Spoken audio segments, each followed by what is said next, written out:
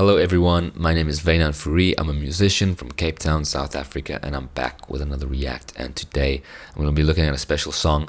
The song actually means a lot to me,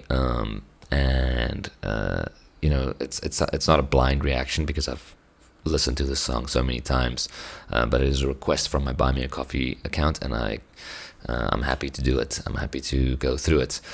So Ultra Red sent me this request, and she also sent me quite a mouthful. And there's some information in here that I didn't even know myself. So I'm going to read through it, and then we're going to watch Jeff Buckley's version of Hallelujah. Hallelujah. Very, very excited. All right. So the request reads, Hi Wynand, Jeff Buckley was an American singer-songwriter based in Los Angeles and New York. He was the son of folk singer and absentee father Tim Buckley.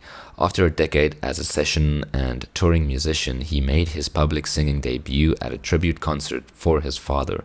Greetings from Tim Buckley at St. Anne's Church in Brooklyn on April 26, 1991. Damn, I wasn't even born then. Jeff has stated that he agreed to perform for personal reasons and not for the publicity of his own work. Jeff gained a following in the early 90s while playing gigs in Lower Manhattan of covers and original music. Over the next few months, Buckley attracted admiring crowds and attention from record label executives, including industry maven Clive Davis dropping by to see him. By mid-1992, limos from executives eager to sign him lined the street outside the venue waiting to speak with him. Buckley signed with Columbia Records for a 3-album deal for nearly $1 million. His only studio album, Grace, was recorded in 1994, consisting of 9 original songs and 3 covers. It was his emotional rendition of Leonard Cohen's Hallelujah that first gained him national attention. He and his band spent 1994 through the beginning of March 1996 touring the world to promote the album. Jeff started working on his next album and in May of 1997 relocated to Memphis, Tennessee with his band. That evening he and roadie Keith Lottie took a walk down by the Mississippi River. Buckley spontaneously went swimming fully dressed in the Wolf River harbor, singing the chorus of Led Zeppelin's Whole Lotta Love. The current from a passing tugboat pulled Jeff under, where his life ended at age 30, ruled as an accidental drowning. Many artists would go on to cite him as an influence in their own musical inspiration. Jeff Buckley, Hallelujah, live. All right. So, yes, like I said, I've heard this song before. I've watched this video before many times. The song means a lot to me because back in 2014, I lost a friend, and it was a musician. It wasn't really a friend, it was more a mentor, I guess, or like someone I looked up to, but it was the brother of one of my best friends who lost his life to illness, and one of his favorite artists was Jeff Buckley, and this was one of his favorite songs, and this song played at his funeral, and it just always meant a lot to me. It's like he was kind of he was in my school, but he was like in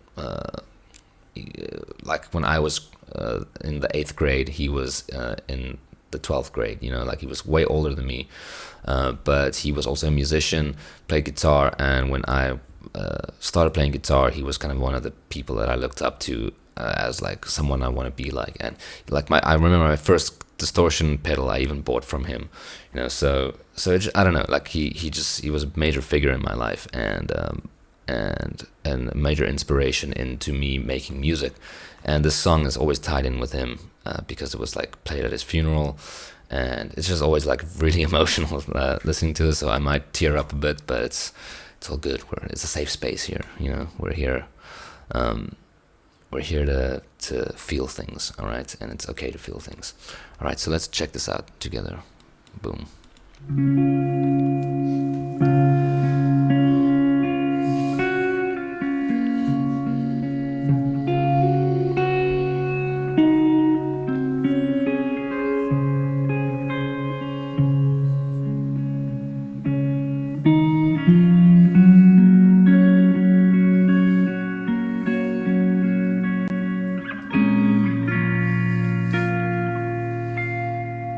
It's got such an emotional style of guitar playing.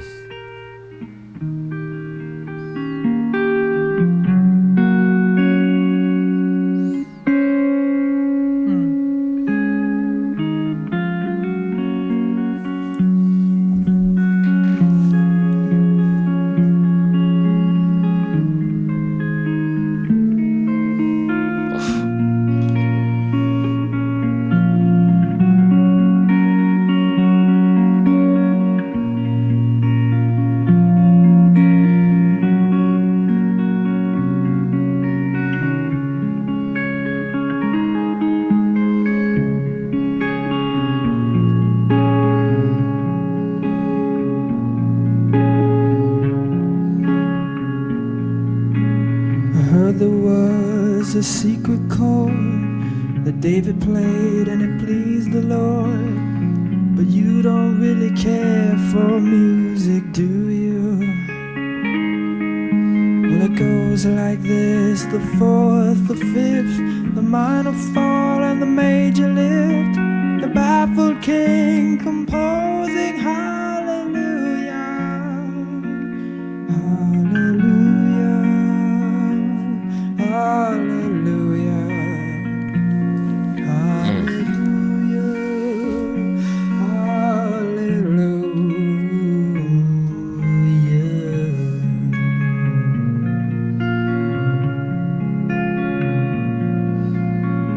Your faith was strong, but you needed proof.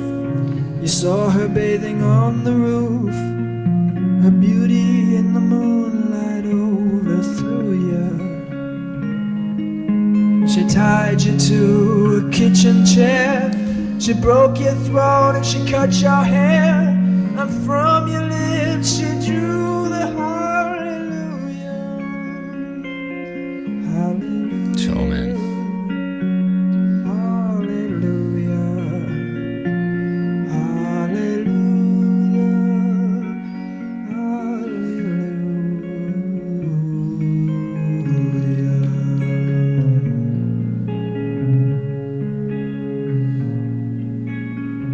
Baby, I've been here before. I've seen this room and I've walked this floor. You know, I used to live alone before I knew you. And I've seen your flag on the marble arch, and love is not a victory march. It's a cold and it's a broken hallelujah, hallelujah. Oh, so. Hallelujah, hallelujah, hallelujah.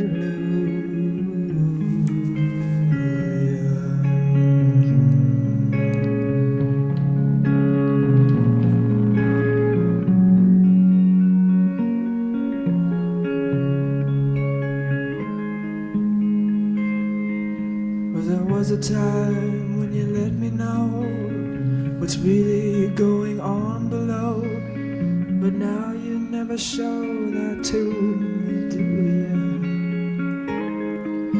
Remember when I moved in you, and the holy dove was moving too, and every breath we drew was hallelujah, hallelujah, hallelujah, hallelujah, hallelujah.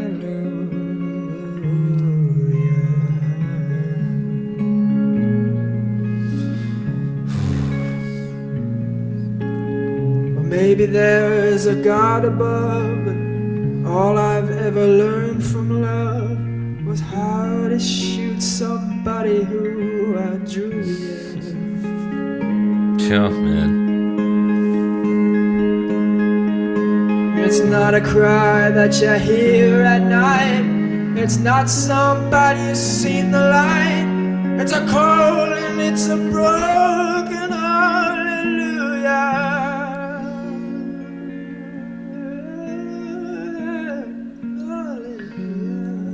Sure, man. Hallelujah, hallelujah,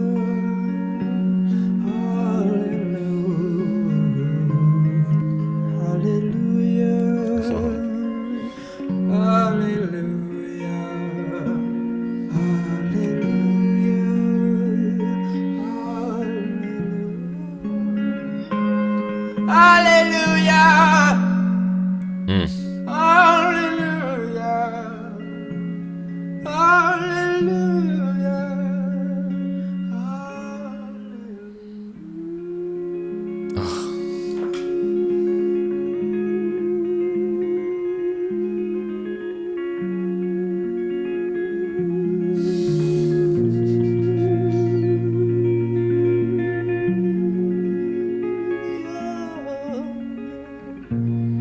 Oh man.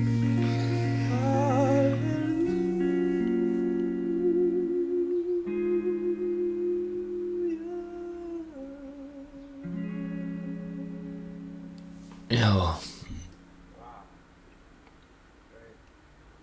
Wow, great. Yeah, man, no shit. That was, man, talk about like, sorry, yo, talk about someone like feeling every single note that he's singing, you know. You can see it in the expression, you can hear it in the notes. Damn, dude, like what a loss. Like what a freaking loss. Like, couldn't we get a little bit more music out of this guy before he had to leave us, you know?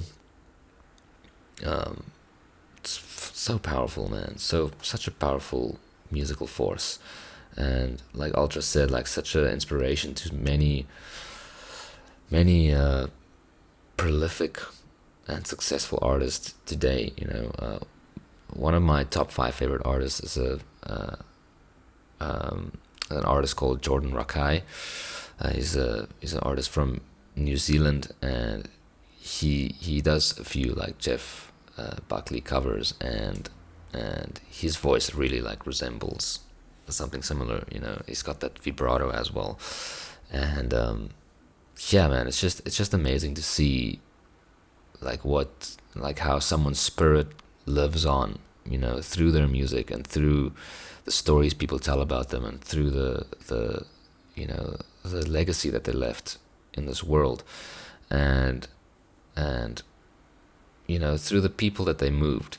And I think that's really what we got to take away from this, and from loss and grief, is like you know, carry that grief and remember it and cherish it, and let yourself work through it, you know, because that is your way of honoring that person and their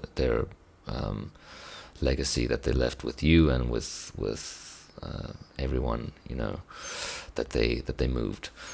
And yeah, I mean, I can't go too deep into that kind of stuff, because like, who am I to really comment on anything like grief or I mean, I've gone through it myself, but it's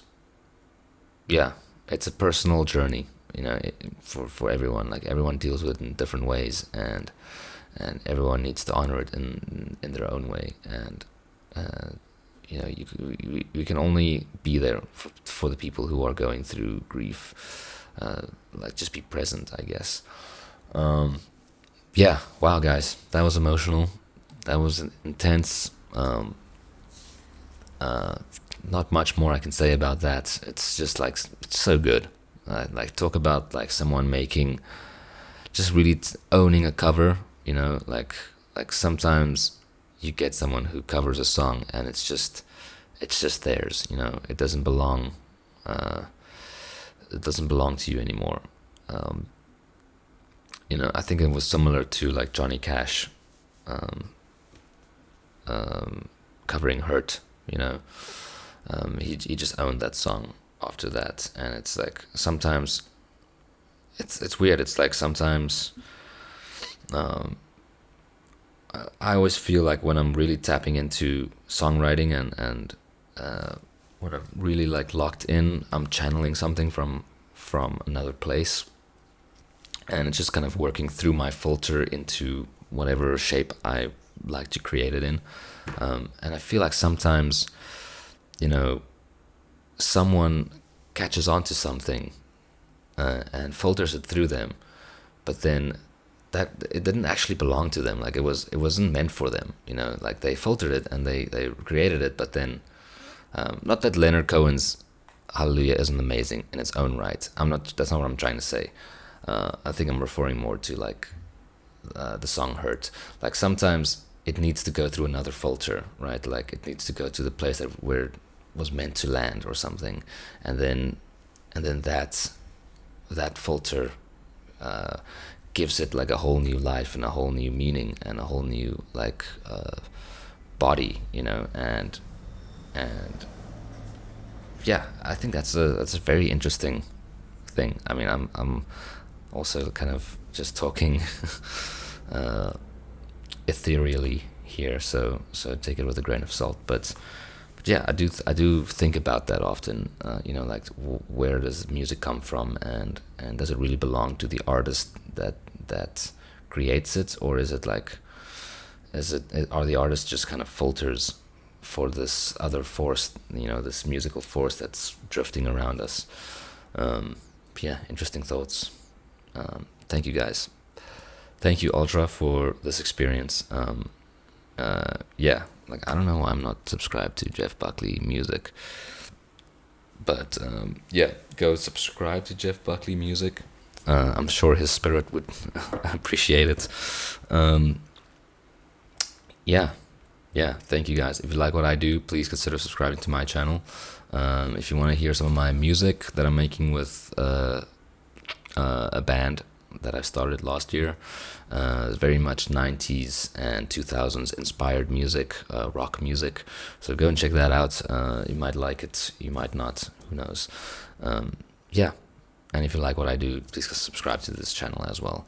Alright, that's all I got to say about that. Thanks guys, thanks for watching, and I'll see you next time. Okay, bye bye.